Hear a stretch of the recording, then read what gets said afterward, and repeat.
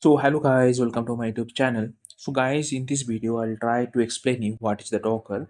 So guys, I have been working on that tool for like around couple of months, but I have done only basic working.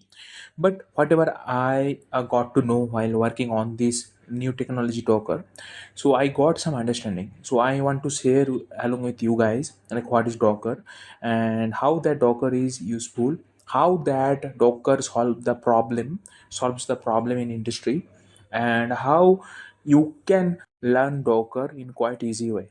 So guys, let's get started this video.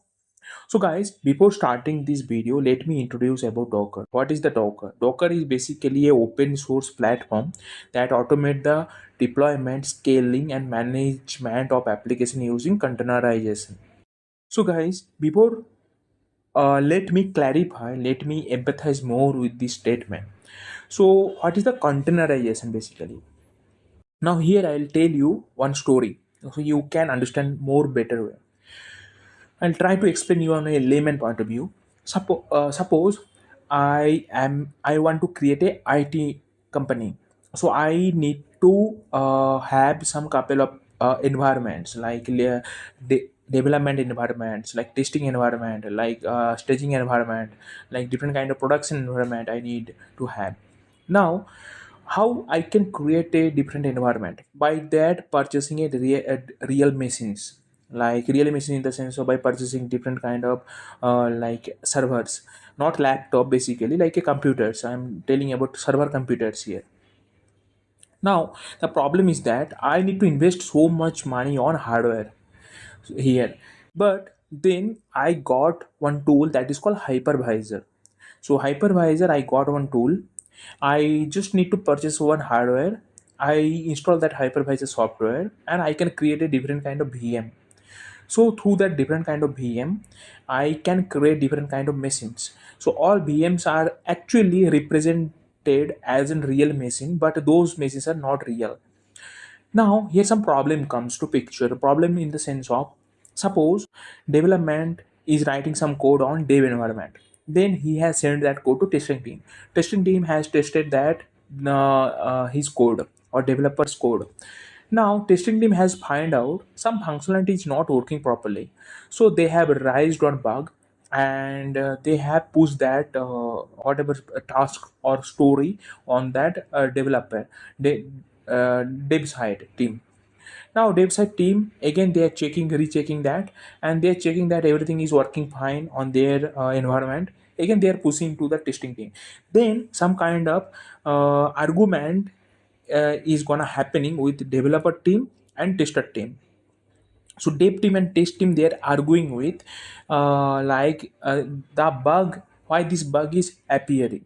Then they are trying to more deep down towards this root cause, and they have found there is some environmental gaps are there, some environmental setting gaps. Due to that gaps, this kind of problem appears. So what is the Docker does here? So Docker is a technology that creates the container.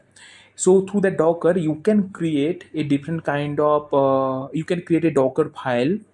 Through the Docker file, you can create that same environment in all over your different environments like dev environment, test environment, and production environment. So what ever arguing had happened earlier, that uh, argument issues are get will get solved through this environment procedure. So that's how Docker came to picture.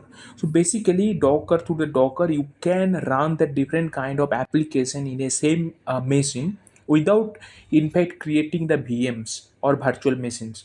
And it actually helps you to create a single point centralized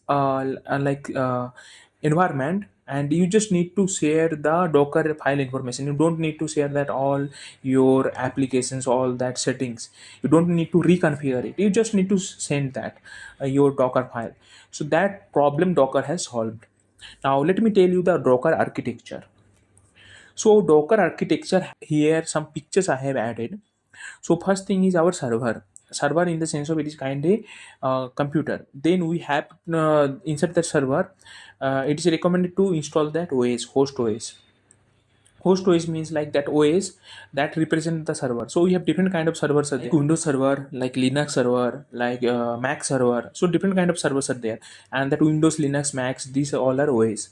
Then here hypervisor has installed previously, then again we need to install that another ghost guest OS, and then we need to like install that application. But Docker has the advantages of Docker engine. You just, instead of using the hypervisor, you just need to install the Docker engine here, and inside the Docker engine you can install that multiple applications. You don't need that guest OS. If that any application is need that some Windows file, some Linux file, it will directly taken through the Docker engine.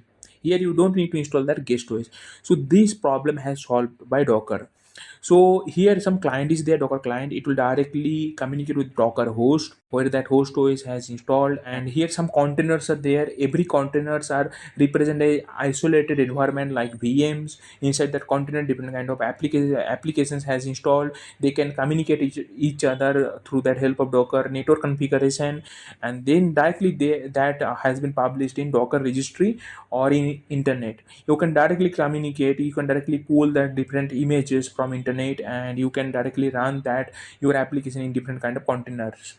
Docker registry, here it store the containers images. Docker containers, it running the instance or environment for images.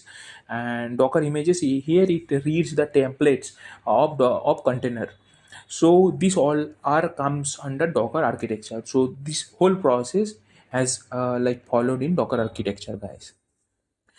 Then Docker commands. Friends, Docker commands are quite simple and it is very easy to remember.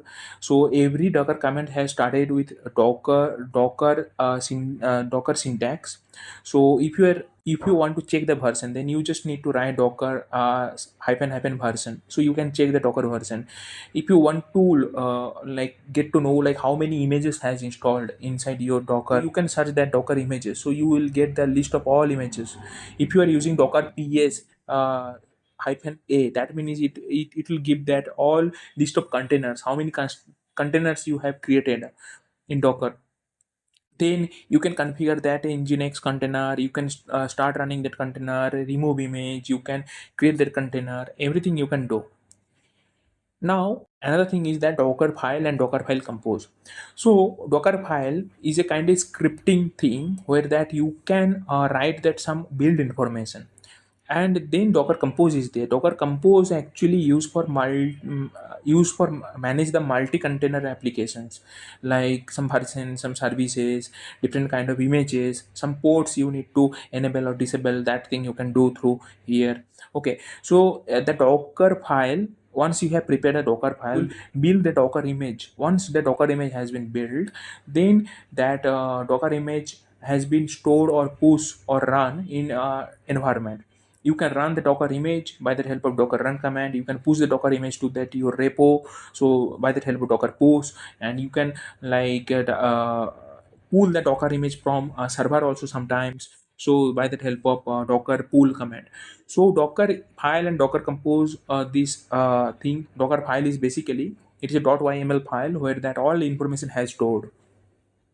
So suppose you are tester, the developer has written that some code, and instead of giving that environment details, what developer has done, developer directly send you the docker.yml file. You just need to run the docker.yml file, and you can start testing your respective functionality. Like that only, that argument previously happened in like developer and tester has stopped. So yeah, so that's all about the Docker. I hope this video actually giving you a overview of Docker thing. Okay, I'll tell you how you can practice the Docker and Docker related container thing with that internet. You can run that in Google. You can search that Google Docker Play. So you will get that on like VM. There you will get that one kind of Linux environment. You can Linux environment, and you can run that your respective command there. You can check that what is Docker thing. It is very easy to use. So through the Docker thing, you can install that any kind of applications. You can run that application. You can use it. So what is the future of Docker? So guys, Docker actually it is a necessary tool nowadays to if you are a DevOps engineer, then you have to learn the Docker, because it actually giving that opportunity to have a serverless computing, AI driven developments, and Kubernetes integration. In Kubernetes there is some kind of broadcasting services are there, you can broadcast that your deployment there. So this kind of things actually help by that actually help by Docker. And also it is a must-have tool for modern DevOps workflows. If you don't know the Docker, it is very difficult to getting job in DevOps market, because lots of companies they are actually looking for a Docker like they are looking for an engineer who knows the Docker, and it provides the consistent, portable, and scalable development environment. That's why Docker is so much necessary. Instead of using different kind of OS, you just need to create a different kind of containerization, and you can install that any kind of apps and images inside the containerization. That's all. So I hope this video is actually helpful for you. If this video is helpful, please subscribe my channel, help me to grow on YouTube, and please like if you want to know more, please do comment. I'll definitely create the video for you. Thank you guys, thanks for your valuable time, thanks for watching this video.